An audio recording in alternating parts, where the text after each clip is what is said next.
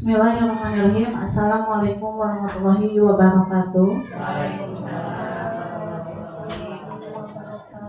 Yang terhormat Ibu Kepala Sekolah SDN Narwita 02, yang terhormat Ibu dan Bapak Guru SDN Narwita 02, terima kasih sudah hadir di acara penyebaran pemahaman dan penerapan pengalaman budaya positif.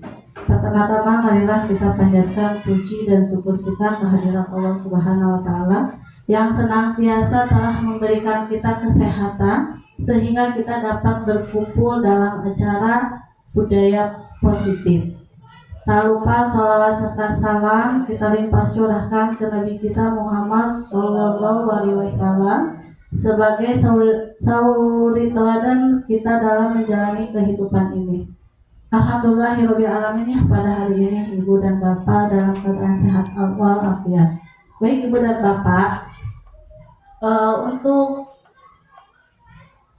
menyebarkan pemahaman dan penerapan pengalaman budaya positif, di sini saya akan menyebarkan budaya positif tentang modul 1.4 yaitu diseminasi budaya positif. Baik Ibu dan Bapak, di sini ada PGP angkatan 10. Yang pertama itu ada Ibu Epi Tasbiyatul Milah. Beliau adalah sebagai pengajar praktik dari SDN Tanjolaya 01. Yang kedua ada Bapak fasilitator yaitu Bapak Bimasri SAG MPD. Yang ketiga adalah sebagai calon guru penggerak saya sendiri, Seni Septriani Somantri. Selamat datang Bapak dan Ibu guru hebat. Mari kita belajar bersama, saling berkolaborasi dan bersinergi dalam membangun budaya positif di sekolah kita tercinta. Baik Ibu dan Bapak, di sini ada latar belakang di mana menurut KHD pendidikan harus seimbang antara cipta, rasa dan karsa. Pengembangan karakter atau budi pekerti tidak dapat tercipta begitu saja. Harus melalui pembiasaan di lingkungan sekolah, lingkungan keluarga maupun lingkungan masyarakat. Oleh karena itu, peserta didik harus diberikan motivasi internal agar bisa berperilaku sesuai dengan nilai-nilai kebijakan universal yang diyakini. Salah satu kegiatan yang bisa dilakukan adalah dengan membuat keyakinan kelas, sehingga peserta didik tidak lagi merasa terpaksa, namun menunjukkan perilaku yang positif tidak hanya di sekolah tetapi juga di lingkungan masyarakat. Baik Ibu dan Bapak, di sini ada konsep utama budaya positif. Yang pertama adalah perubahan paradigma baru, yang kedua disiplin positif, yang ketiga nilai-nilai kebajikan, dan keempat kebutuhan dasar manusia. Yang kelima motivasi perilaku manusia, keenam posisi kontrol guru, ketujuh keyakinan kelas, dan kedelapan segitiga restitusi. Baik Ibu dan Bapak, dari konsep utama budaya positif, apakah Ibu dan Bapak pernah atau belum pernah dari konsep budaya positif ini yang belum pernah Ibu dengar atau yang baru mendengarnya? Ada yang tahu? Di mana? Nomor 6 dan nomor 8, posisi kontrol guru dan segitiga restitusi. Baik Ibu dan Bapak, tadi katanya posisi kontrol dan segitiga restitusi. Baik Ibu dan Bapak, posisi kontrol guru dan segitiga restitusi sebetulnya sudah kita laksanakan ya, tanpa kita sadari. Nah, nanti kita akan bahas ya Ibu, posisi kontrol dan segitiga restitusinya seperti apa. Baik Ibu dan Bapak, di sini apakah Ibu dan Bapak setuju atau tidak apabila yang pertama pemberian hukuman dapat mendisiplinkan siswa? Tidak. Yang kedua, pemberian hadiah meningkatkan prestasi siswa?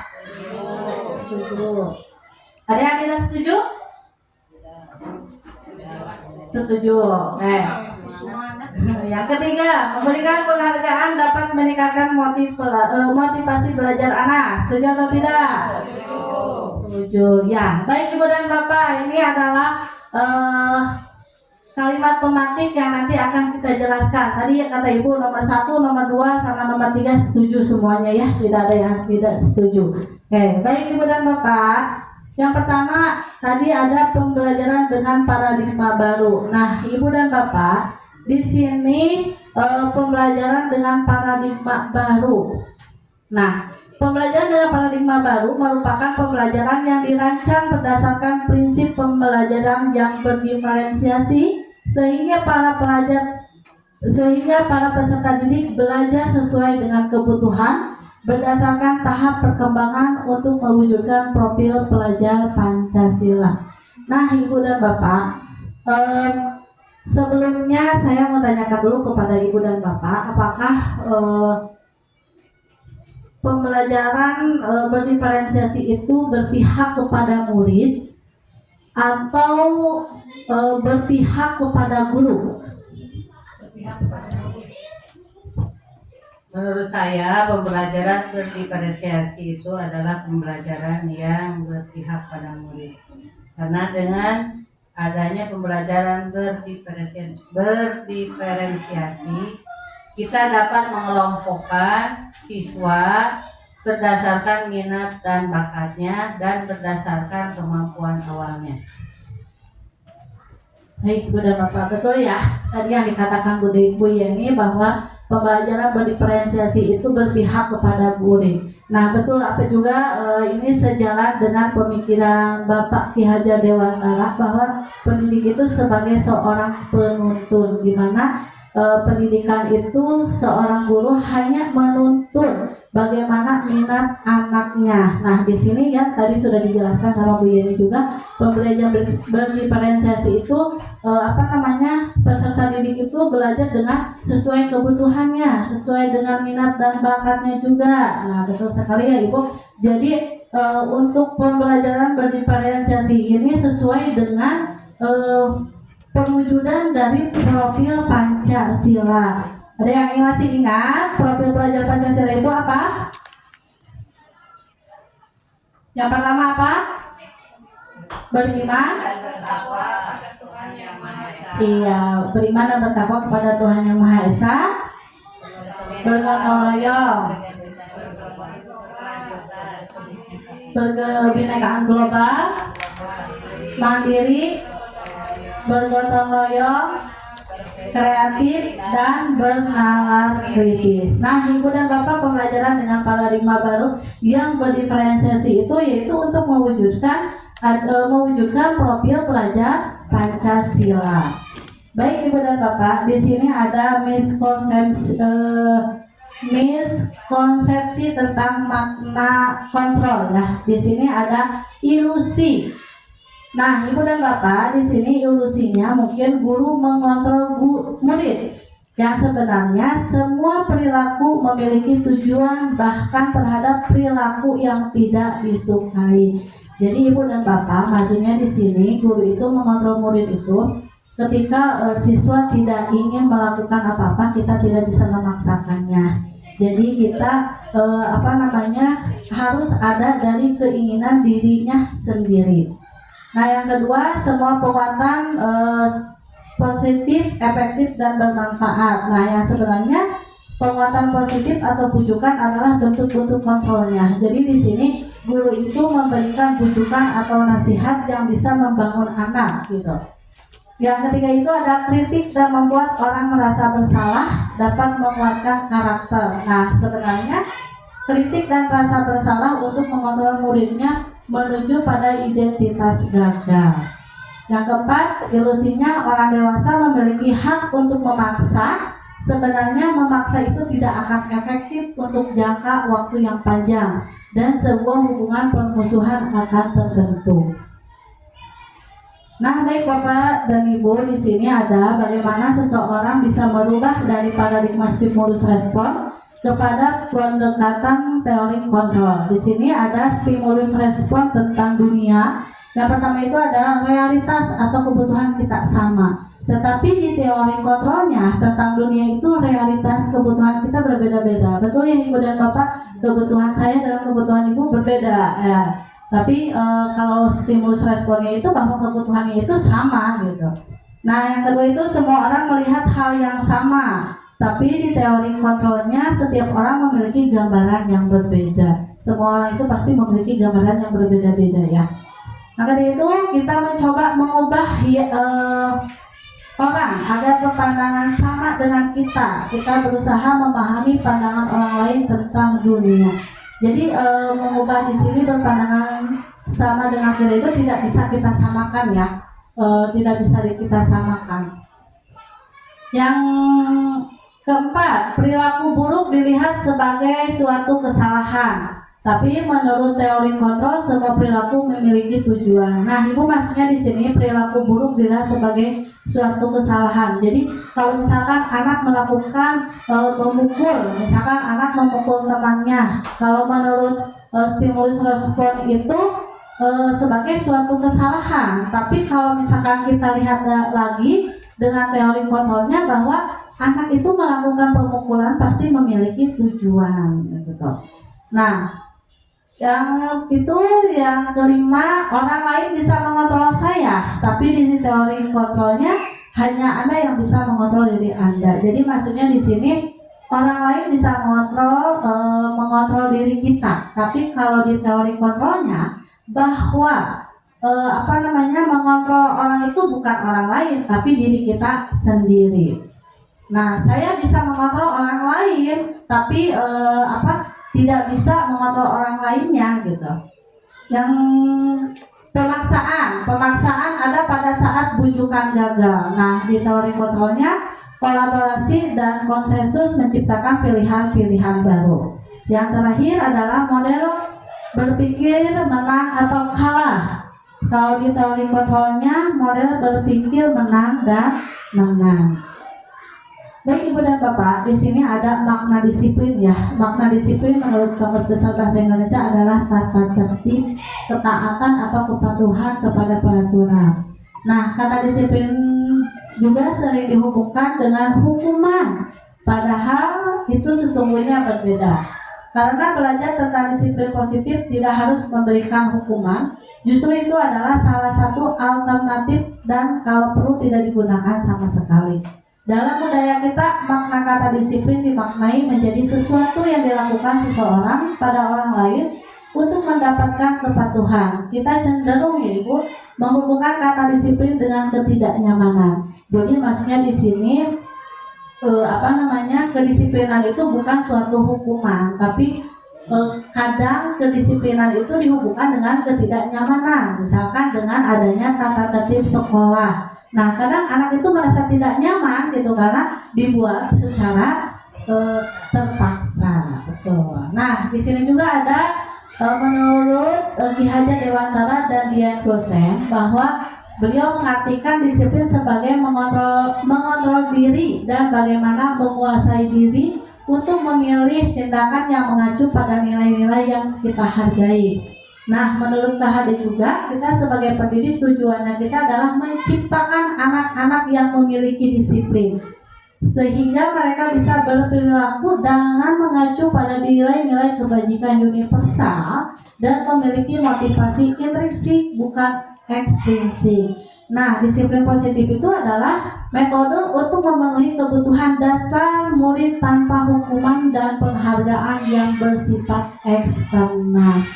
Nah, baik Ibu dan Bapak, tadi sudah dikatakan di nilai positif itu ada nilai-nilai kebajikan. Nah, di sini adalah nilai-nilai kebajikan di sini adalah sifat-sifat positif manusia yang merupakan tujuan mulia yang ingin dicapai setiap individu.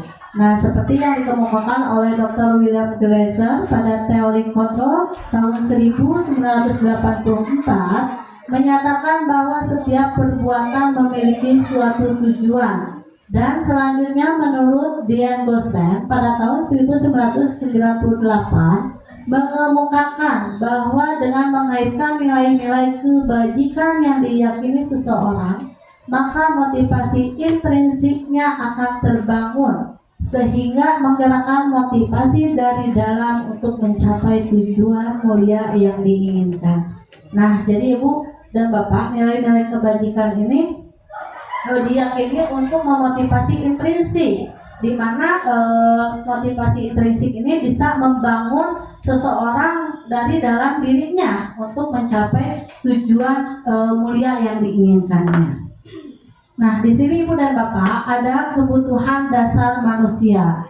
Kebutuhan dasar manusia adalah sesuatu yang kita lakukan untuk mendapatkan apa yang kita inginkan. Seluruh tindakan yang kita lakukan memiliki tujuan pendidikan, tujuan tertentu, dan semua usaha terbaik yang kita lakukan adalah dalam rangka kebutuhan dasar kita terpenuhi dengan baik. Nah, ini Ibu, kebutuhan dasar manusia itu yang pertama adalah bertahan hidup, kasih sayang dan rasa diterima, kebebasan, kesenangan, dan penguasaan. Nah, ini adalah kebutuhan dasar manusia yang harus agar mendapatkan sesuatu yang kita inginkan. Nah, di sini Bu, tadi bertahan hidup. Nah, bertahan hidup itu seperti makanan, pakaian, tempat tinggal, keamanan, kesehatan. Nah, bertahan hidup, kita tidak bisa bertahan hidup tanpa ada ini ya, Ibu dan Bapak. Itu adalah kebutuhan dasar manusia.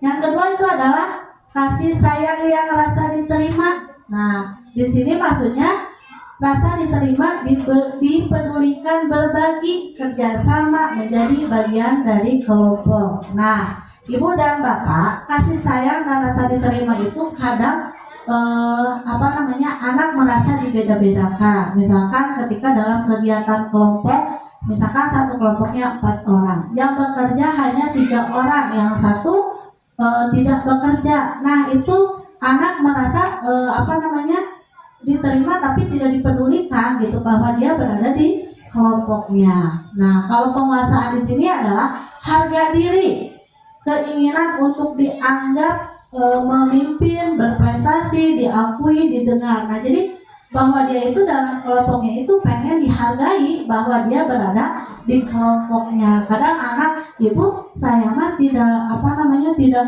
usah ngebantu katanya, misalkan gitu ya. Nah, yang keempat itu adalah kebebasan. Kebebasan di sini adalah mandiri, memiliki pilihan, mencoba hal baru, mampu mengendalikan dirinya. Nah, kesenangan ini paling hobi ya Ibu dan Bapak. Kesenangan bermain, humor, antusias, dan tertawa. Yang terutama itu biasanya kalau kita sudah melakukan aktivitas, kesenangan kita adalah healing gitu ya. Nah, itu ada kebutuhan dasar manusia. Betul, kita itu harus harus bermain, humor, refreshing, betul. Nah, itu adalah kebutuhan dasar manusia.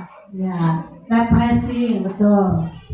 Nah, Ibu dan Bapak, motivasi perilaku manusia itu ada menghindari ketidaknyamanan atau hukuman.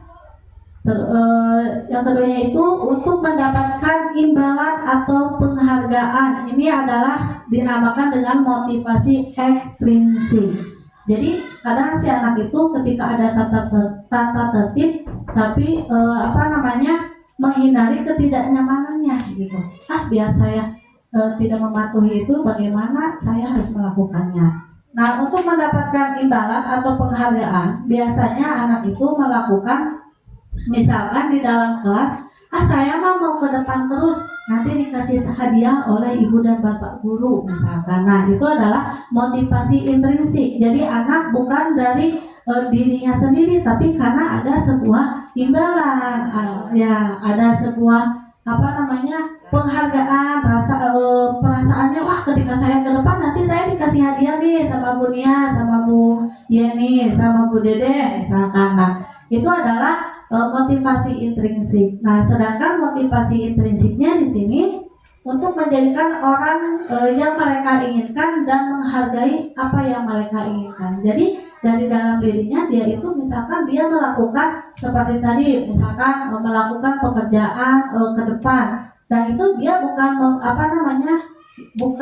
karena ada imbalan gitu, tapi karena ada motivasi dari dalam dirinya sendiri bahwa ada keinginan gitu. Baik Ibu dan Bapak, di sini ada hukuman, konsekuensi, dan restitusi. Nah, Ibu dan Bapak, hukuman di sini sifatnya tidak terencana, bersifat satu arah, bisa berupa hukuman fisik maupun psikis atau kata-kata kasar. Nah, biasanya hukuman ini tidak bisa terencana. Misalkan ketika ada anak yang datang terlambat, kenapa kamu datang terlambat? Silakan kamu lari keliling lapangan sebanyak 2 kali. Nah, itu berarti tidak terencana. Tapi berbeda dengan konsekuensi yang bersifatnya terencana, yang sudah disepakati, bentuk-bentuk konsekuensinya sudah dibuat oleh guru, murid selalu dibuat tidak nyaman. Nah, ini ya Bu ya. Yang terakhir itu ada restitusi. Nah, restitusi ini adalah proses menciptakan kondisi murid untuk memperbaiki kesalahan, yaitu di mana proses kolaboratifnya yang mengajarkan murid untuk mencari solusinya. Nah, Ibu dan Bapak, hukuman, konsekuensi, dan restitusi ini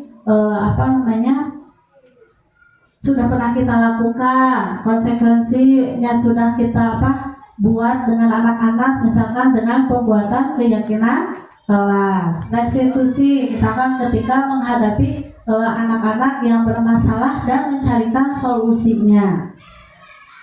Nah, baik Ibu dan Bapak, di sini ada tindakan, di mana hukuman atau konsekuensi. Baik Ibu dan Bapak tinggal menyebutkan hukuman atau konsekuensi.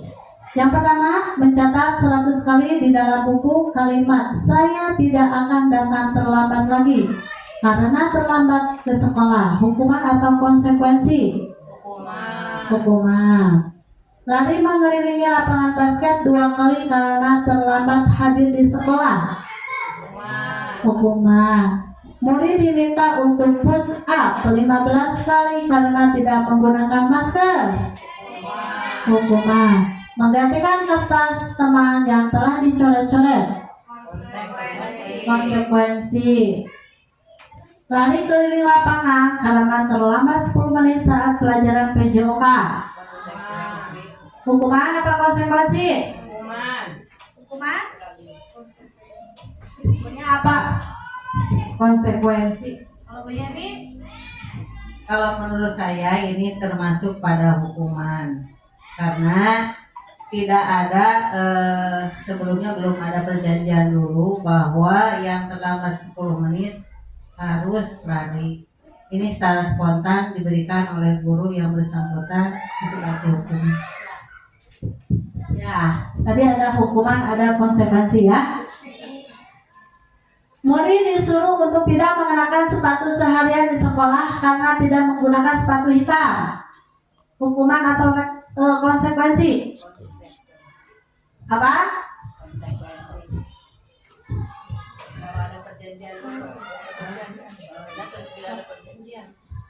Karena kalau di sekolah harus dipakaikan sepatu hitam.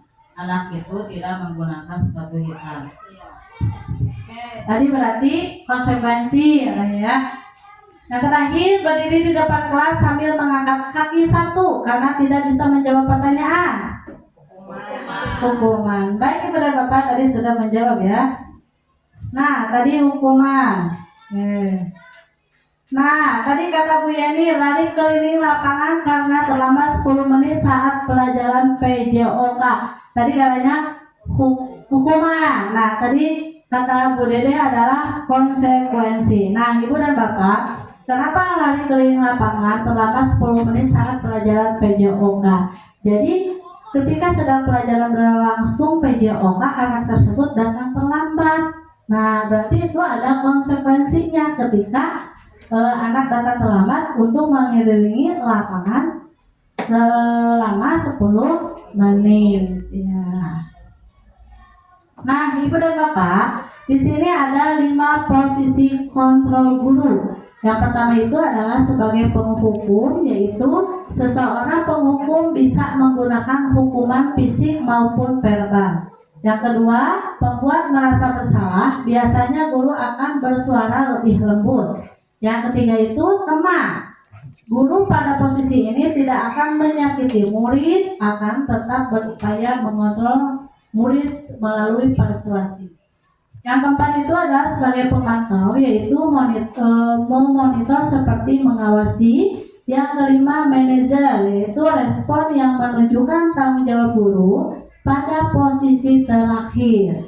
Nah, manajer di sini adalah di mana guru berbuat sesuatu bersama dengan murid dan mempersilahkan murid untuk mempertanggungjawabkan perilakunya, mendukung murid agar dapat menemukan solusi atas permasalahannya sendiri.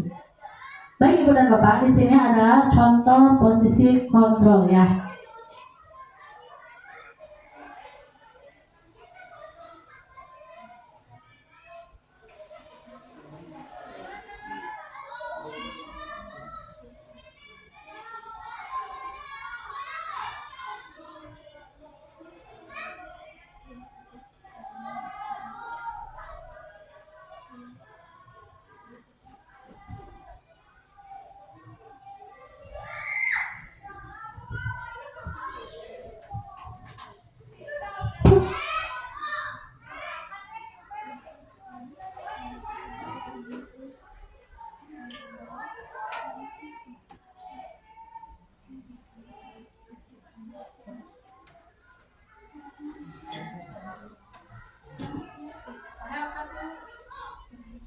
Ibu dan Bapak, di sini ada 5 posisi kontrol guru. Yang pertama itu adalah sebagai penghukum, di mana seseorang penghukum ini bisa menggunakan hukuman fisik maupun verbal.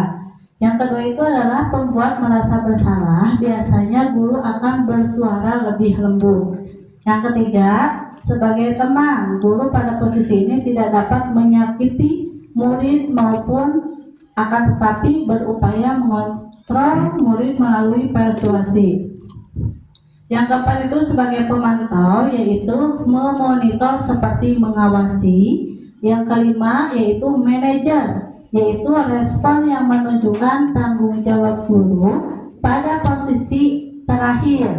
Nah, manajer di sini adalah di mana guru berbuat sesuatu bersama dengan murid untuk mempersilahkan murid mempertanggungjawabkan perilakunya dan mendukung murid agar dapat menemukan solusi atas permasalahan sendiri. Bagi Ibu dan Bapak, di sini ada contoh posisi kontrol ya. Silakan simak. Salam bahagia Ibu dan Bapak guru hebat. Dalam penerapan disiplin positif restitusi, salah satu program yang dikembangkan adalah 5 posisi kontrol. 5 posisi kontrol dalam restitusi adalah proses perjalanan seorang pendidik agar dapat mengenali dirinya. Pada video kali ini, kita akan membahas tentang 5 posisi kontrol yang dikembangkan oleh Diane Gossen dan contoh penerapannya.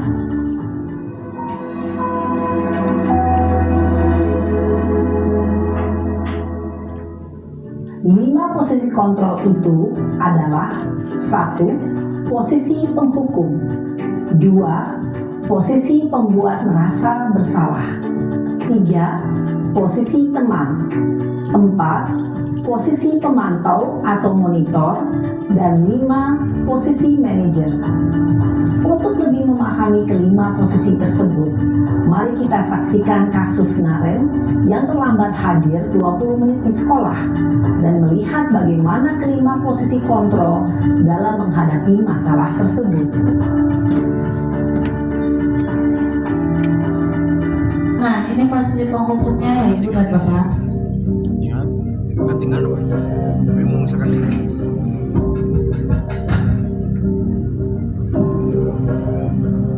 Naren! Sini kamu! Selamat pagi Bu. Selalu terlambat. Kamu deh, pasti terlambat. Maaf Bu, saya Apa? Apa coba? Alasan kamu apa lagi? Kapan sih kamu tidak terlambat? Malas sekali ya kamu jadi anak. saya Dasar pemalas. Gak kapok-kapok sih kamu. Sudah berapa kali terlambat? Sana, Kamu keliling lapangan basket 2 kali. Kenapa saya harus keliling lapangan basket, Bu? Kenapa? Kamu mau lawan ibu? Berani-beraninya jawab. Sudah terlambat, masih berani jawab pula. Sekarang, keliling lapangan basket 5 kali sekalian. Biar kapok. Cepat. Pergi sana ke lapangan basket. Posisi penghukum biasanya berbicara dengan nada tinggi, menghardik, menunjuk-nunjuk, menyakiti, dan menyindir. Hukuman bisa berupa fisik maupun psikis. Ibu dan bapak guru hebat. Dampak yang terjadi pada murid ketika guru berada pada posisi penghukum adalah murid cenderung akan memberontak, bahkan menyimpan dendam.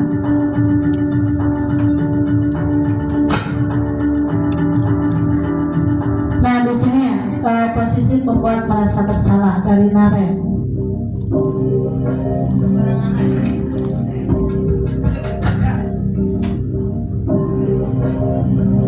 Naren!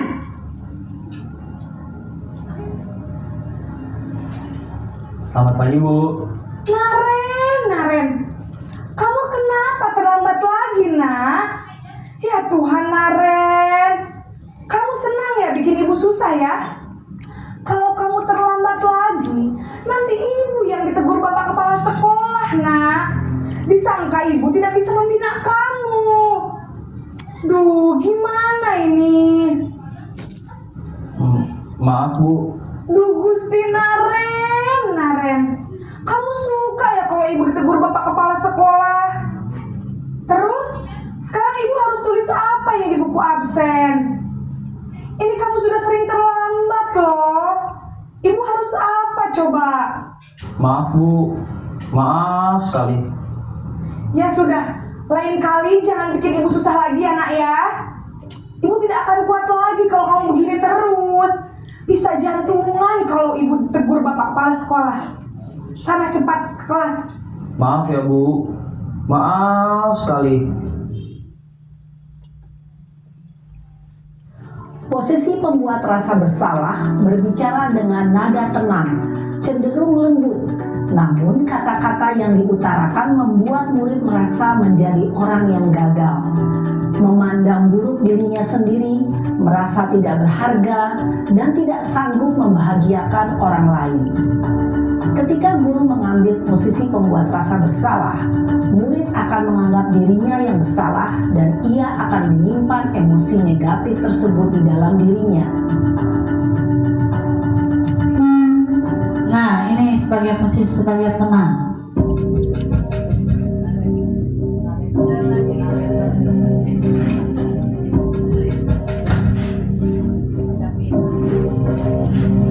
Naren!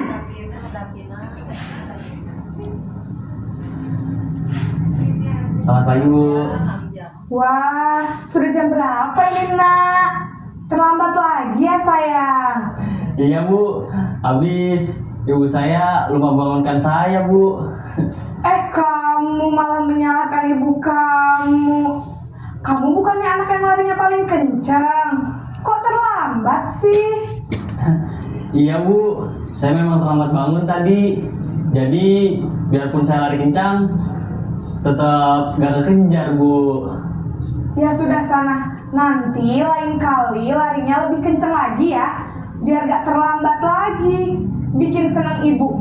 Demi ibu. Bisa kan? Bisa lah, Bu. Ya sudah sana masuk kelas. Ibu beresin urusan absen kamu. Kamu ini ada-ada saja. Dalam posisi teman, guru berbicara dengan nada suara ramah, akrab, cenderung bersenda gurau untuk menjaga suasana tetap santai. Murid akan merasa senang, aman, dan akrab dengan guru. Identitas yang tercipta adalah identitas sukses atau berhasil. Namun, perlu diingat, karena ini masih dorongan eksternal, maka ada faktor ketergantungan dari murid kepada orang tertentu. Di sini, guru absennya, sehingga di lain waktu, murid bisa berperilaku baik, namun hanya kepada orang-orang tertentu saja. di sini posisi pemantau atau pemonitor. Naren lagi.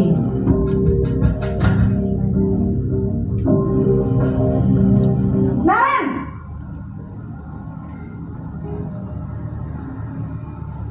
Selamat pagi Bu. Naren, apa peraturan sekolah kita tentang jam berapa kita harus masuk sekolah, nak? Kita harus di sekolah jam 7 Bu. Iya betul, sekarang sudah jam 7.20. Naren sudah tahu konsekuensinya jika terlambat hadir. Paham Bu. Saya harus tinggal kelas pas jam istirahat selama 20 menit. Iya benar, konsekuensinya demikian. Jadi nanti jam 9.30 pas istirahat, kamu harus tinggal di kelas, kerjakan tugas tambahan untuk ketertinggalan kamu, ya? Baik Bu. Posisi pemantau mengandalkan penghitungan atau data untuk mengontrol murid. Guru mengarahkan murid berdasarkan peraturan dan konsekuensi. Seorang pemantau menunjukkan bahasa tubuh dan ekspresi wajah yang datar dan cenderung formal.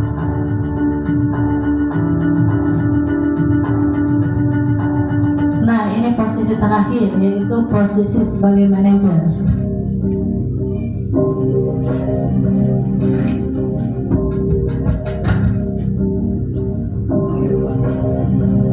Naren!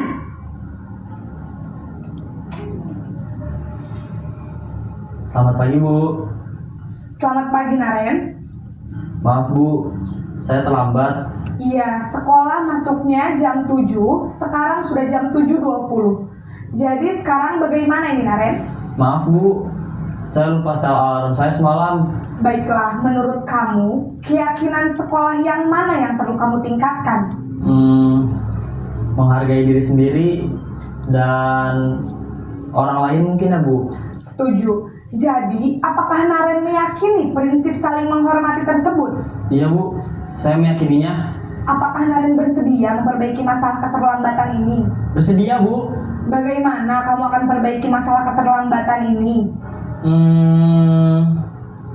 Saya akan coba untuk tidak lupa menyetel alarm saya Bu. Baik, kalau Naren lupa menyetel alarm di rumah, ada orang yang kira-kira bisa bantu mengingatkan tidak? Ada Bu, kakak saya, Kak Ema. Ada lagi selain Kak Emma? Selain Kak Ema, ada ibu saya. Baik, jadi yang mengingatkan Naren adalah Kak Emma dan ibu kamu ya? Kira-kira akan mulai setel alarm kapan nih, Naren? Setelah pulang sekolah, akan segera saya lakukan. Baik, jadi Naren akan setel alarm untuk bangun besok pagi dan akan diingatkan oleh kakak dan ibunda Naren ya. Ada lagi yang mungkin perlu dilakukan, Naren, agar tidak terlambat bangun lagi? Tidak ada Bu. Baik, Naren, terima kasih untuk kerjasama kamu. Sekarang kamu perlu kembali ke kelas untuk belajar. Baik Bu, terima kasih. Posisi manajer adalah posisi kontrol yang disarankan untuk membimbing murid memiliki sikap disiplin yang positif, yaitu murid yang mandiri, bertanggung jawab, dan dapat memecahkan masalah. Tujuan dari posisi ini adalah agar murid dapat berefleksi atas tindakannya. Guru akan dengan tulus memberikan pertanyaan-pertanyaan bermakna, sehingga membuat murid dapat belajar dari kesalahannya dan mencari sebuah solusi untuk menyelesaikannya. Ibu dan Bapak guru hebat, setelah mengamati adegan kelima posisi kontrol tadi, kira-kira posisi mana yang paling ideal? Posisi mana yang dapat menunjang motivasi intrinsik murid? Ya, tentu posisi merit. Ibu dan Bapak, nih posisi mana yang dapat menunjang untuk motivasi intrinsik murid dari 5 posisi kontrol guru yang tadi ya. Setelah Ibu menyaksikan video Naren yang selalu datang terlambat. Nah, kira-kira posisi kontrol guru mana yang menunjang motivasi intrinsik murid?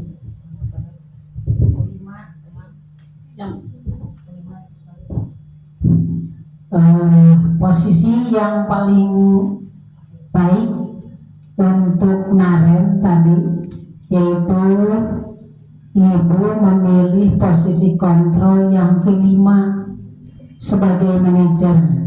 Jadi anak diberi bimbingan dengan nada yang tidak terasa marah gitulah. Jadi agak datar. Jadi ke anak tidak merasa ada dendamnya. Itu. Baik, terima kasih. Betul ya Ibu, kita berada di posisi manajer.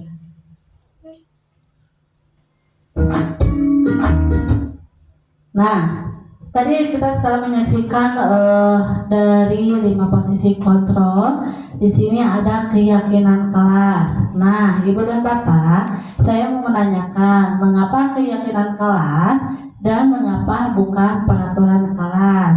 Ada yang siap? Ya, keyakinan kelas adalah kesepakatan seluruh warga kelas, siswa dan guru. Dan kalau peraturan itu disepakati oleh satu pihak.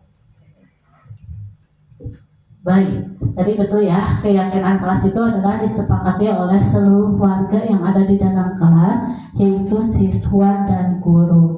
Nah, kenapa bukan peraturan kelas? Karena peraturan kelas tadi itu sifatnya satu, kan ya. Jadi kalau peraturan kelas itu, Ibu dan Bapak, adalah peraturan yang baku. Jadi peraturan yang sudah jadi anak bisa terikat gitu dengan peraturan, beda dengan keyakinan kelas.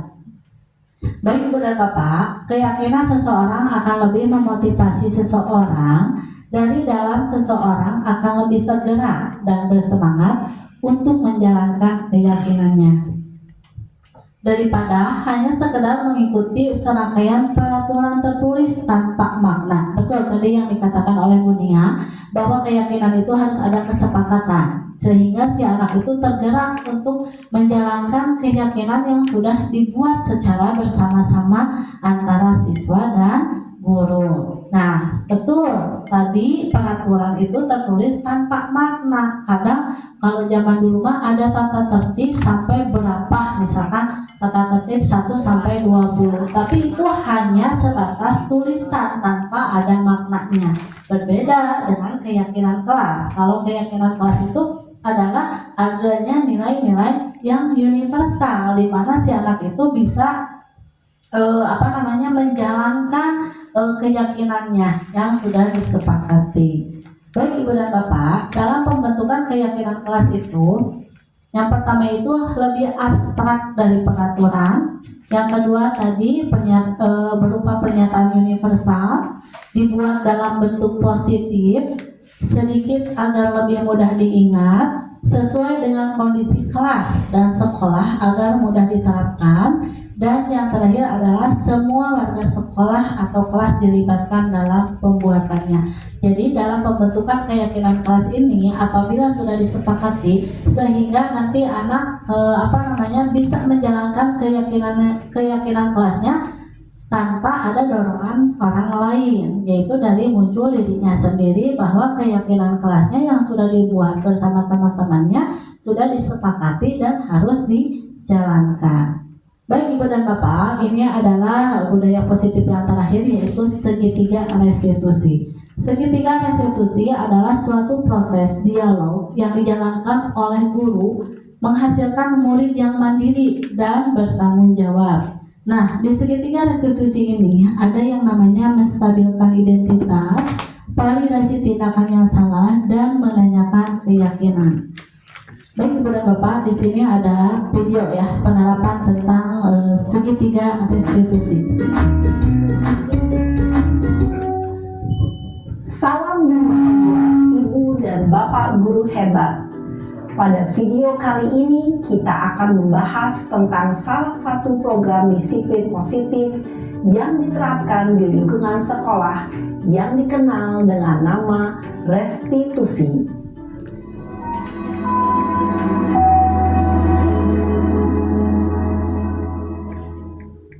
Restitusi dikembangkan oleh pakar pendidikan Diane Gosson, berlandaskan pada teori kontrol Dr. William Glasser. Segitiga restitusi adalah suatu proses dialog yang dijalankan oleh guru atau orang tua agar dapat menghasilkan murid yang mandiri dan bertanggung jawab.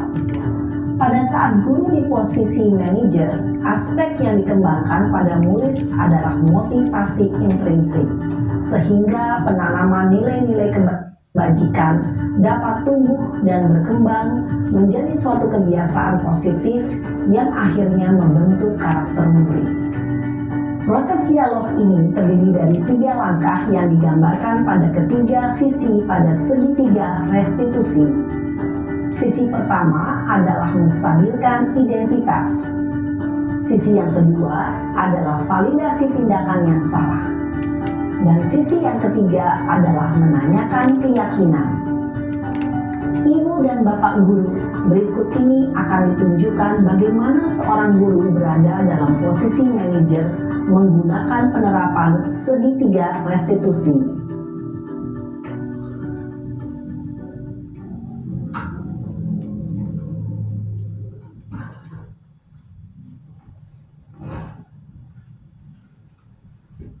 Siang Sarah.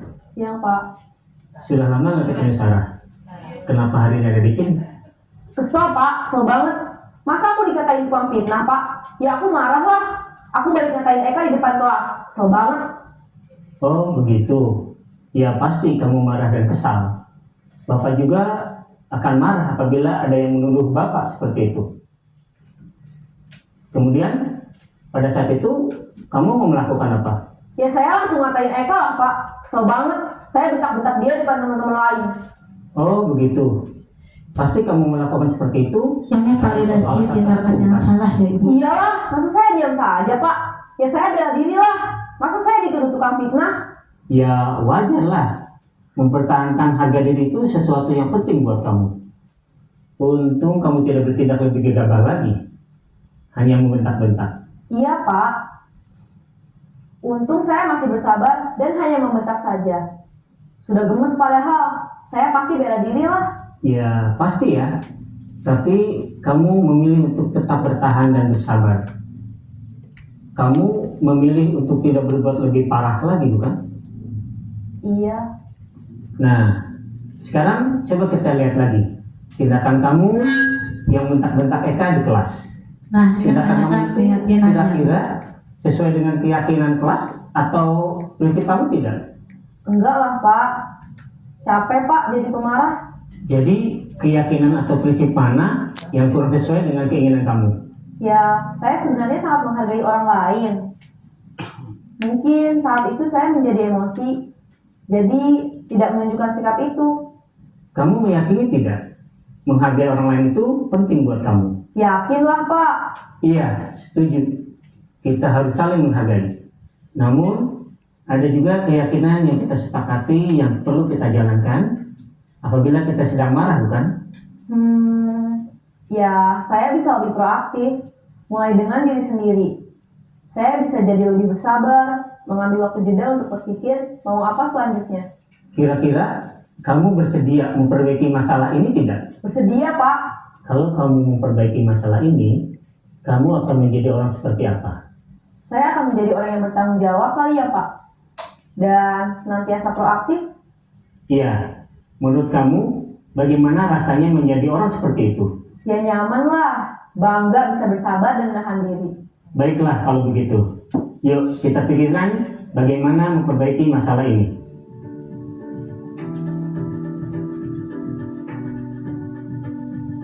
Pada sisi pertama, menstabilkan identitas berdasarkan pada prinsip bahwa membuat kesalahan adalah bagian dari proses pembelajaran. Sisi pertama dari segitiga ini berperan menggeser identitas murid dari identitas gagal ke identitas sukses. Murid yang sedang bertingkah laku yang tidak pantas atau menarik diri saat itu sedang mengalami identitas gagal. Bila kita mengkritiknya, maka posisinya tidak akan berubah. Kita bisa mengajukan pernyataan-pernyataan ini. 1. Membuat kesalahan sesuatu yang wajar. 2. Manusia tidak ada yang sempurna. 3. Kita bisa memperbaiki masalah ini. 4. Saya tidak menanyakan kesalahannya. Saya lebih fokus bagaimana memperbaiki masalah ini. 5. Apakah saat ini kamu tengah menjadi orang yang baik untuk dirimu sendiri? Pada sisi kedua, validasi tindakan yang salah berlandaskan pada prinsip bahwa setiap perilaku berupaya memenuhi suatu kebutuhan tertentu. Guru yang telah memahami teori kontrol akan bergeser dari pemikiran stimulus respon menjadi proaktif dan mencoba untuk mengenali tujuan dari perilaku murid. Mengenali dan mengakui kebutuhan murid ini dapat memperbaiki hubungan dengan murid tersebut. Pernyataan atau pertanyaan bisa disampaikan dengan nada suara tidak menghakimi atau memojokkan, sehingga dapat mengembalikan murid pada posisi positif. 1. Kamu bisa saja bertindak lebih gegabah lagi dari ini. 2. Kamu bukan melakukannya tanpa suatu alasan tertentu. 3. Kamu melakukannya karena mempertahankan sesuatu yang penting bagimu. 4. Mungkin kamu bisa mempelajari suatu perilaku baru yang lebih efektif. Bersediakah kamu mempelajarinya? Selanjutnya, kita akan simak sisi terakhir, yaitu menanyakan keyakinan. Teori kontrol menyatakan bahwa pada dasarnya kita termotivasi secara intrinsik. Pada saat perilaku yang salah telah divalidasi dan identitas sukses telah stabil, maka murid telah siap mengaitkan keyakinan-keyakinannya dengan tindakannya yang salah dan pemikirannya telah bergeser ingin menjadi. Dalam menerapkan segitiga restitusi, perlu diperhatikan beberapa hal, yaitu 1. Perilaku yang salah perlu dikaitkan dengan nilai-nilai atau keyakinan-keyakinan yang telah disepakati atau dituju. 2. Kesediaan orang yang melakukan kesalahan untuk memperbaiki masalah. 3. Pemecahan masalah sebisa mungkin relevan atau memiliki hubungan dengan masalah yang ada. 4. Usaha. Perlu adanya suatu usaha perbaikan dari pihak yang berbuat kesalahan. 5. Waktu. Perlu didedikasikan waktu dari pihak yang berbuat kesalahan. Tanyakan kapan akan mulai diberlakukan usaha untuk memperbaiki masalah. Dengan memahami struktur penerapan segitiga restitusi, diharapkan guru dapat menerapkan posisinya sebagai manajer dengan mengajukan pertanyaan-pertanyaan bermakna yang dapat membuat murid menjadi lebih percaya diri, bertanggung jawab, dan mandiri. Nah, Ibu Bapak Guru perlu tidaknya mengikuti ketiga tahapan dalam segitiga restitusi bergantung pada ringan beratnya suatu permasalahan. Misalnya, bila permasalahan tersebut ringan, maka tidak perlu dijalankan secara berurutan. Bahkan bisa semudah menanyakan apa keyakinan yang kita sepakati.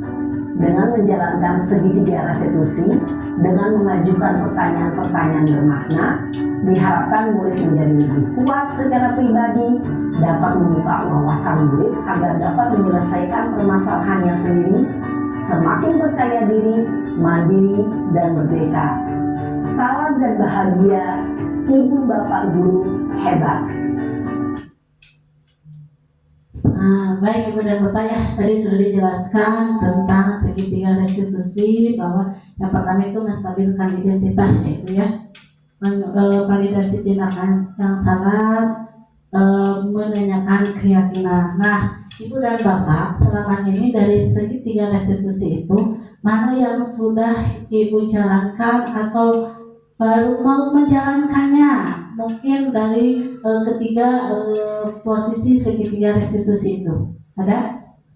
Lihat dari tadi kejadian salah ya, yang selalu berbuat kesalahan dengan marah kepada temannya karena selalu difitnah. Nah, ada Ibu? Boleh. Selama ini yang sudah saya jalankan dalam konsep segitiga restitusi, bahkan sering ya, terutama di kelas besar.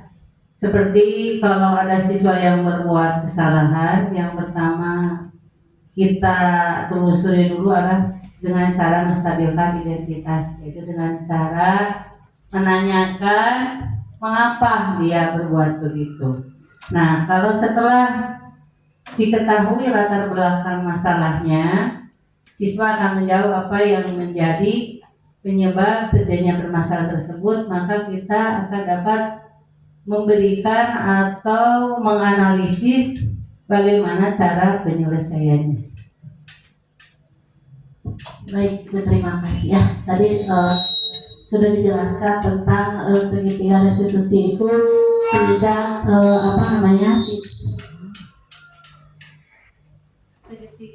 segitiga restitusi itu dari ketiganya bisa diposisikan mana yang kesalahannya yang ringan, mana yang kesalahannya yang berat. Jadi dari ketiga restitusi itu, ketika masalahnya yang ringan ya kita tinggal menanyakan keyakinannya gitu.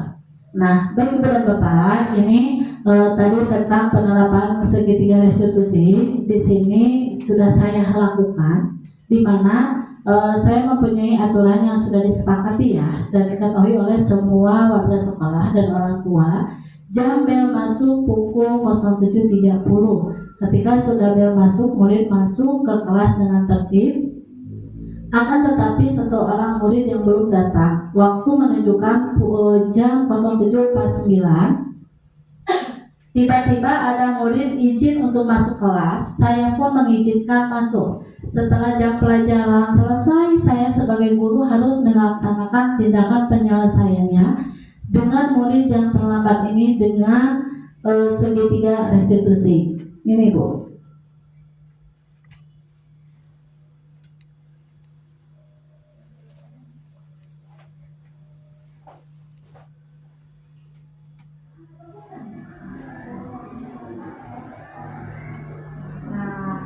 Ibu juga pernah melakukan kesalahan seperti itu. Baiklah, kita akan menyelesaikan kesalahan ini secara bersama.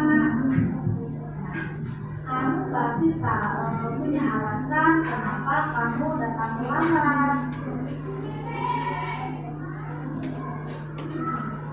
Apa mami kamu tidak marah?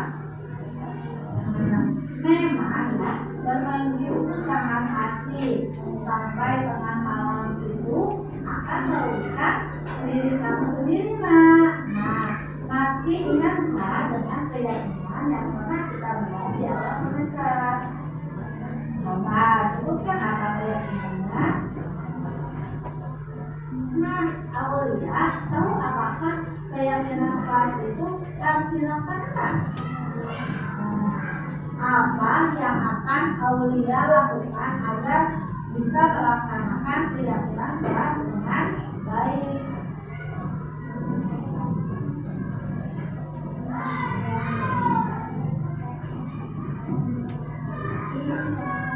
Ya, oke. Tidak boleh mengulangi lagi ya. Terus dulu. Nah, Ibu dan Bapak, itu adalah salah satu kasus di mana saya menerapkan segitiga restitusi, di mana ada seorang yang datang terlambat, seorang anak yang datang terlambat. Nah, di sana saya menanyakan dulu kenapa alasan anak tersebut datang terlambat. Nah, jadi setelah saya menanyakan alasannya datang terlambat, saya menstabilkan tindakan yang salahnya apa yang sudah dilakukan. Nah, setelah si anak menjawab karena tidur terlalu malam, karena bermain game. Nah, akhirnya setelah diketahui kesalahannya, barulah ada keyakinan yang disangkut pautkan dengan keyakinan kelas, yaitu disiplin waktu, tidak datang terlambat. Baik Ibu dan Bapak, di sini ada dokumentasi budaya positif ya, yang salah satunya sudah dijalankan di sekolah kita, yaitu upacara Senin pagi yang sudah dilaksanakan. Budaya positif yang kedua itu adalah bergotong royong dalam membersihkan lingkungan sekolah. Yang ketiga itu adalah literasi, membaca buku bacaan Yang keempat itu adalah sambutan siswa di depan gerbang sekolah. Yang terakhir adalah kegiatan sholat duha dan pengamalan Asmaul Husna. Ini adalah budaya positif yang sudah kita terapkan di sekolah. Baik Ibu dan Bapak, di akhir acara ini ada penutupan, yaitu dalam penerapan budaya positif hendaknya guru memiliki standar kepribadian, keprofesionalan dan sosial yang baik di dalam guru maupun merefleksi dirinya dalam sebagai among manajer yang menuntun murid-muridnya menjadi insan yang mandiri, merdeka dan bertanggung jawab. Baik Ibu dan Bapak, terima kasih atas kehadiran Ibu dan Bapak dalam diseminasi budaya positif. Saya ucapkan terima kasih. Cukup sekian dari saya. Wassalamualaikum warahmatullahi wabarakatuh. Hatur nuhun Ibu dan Bapak. Setiasa nyungguhan.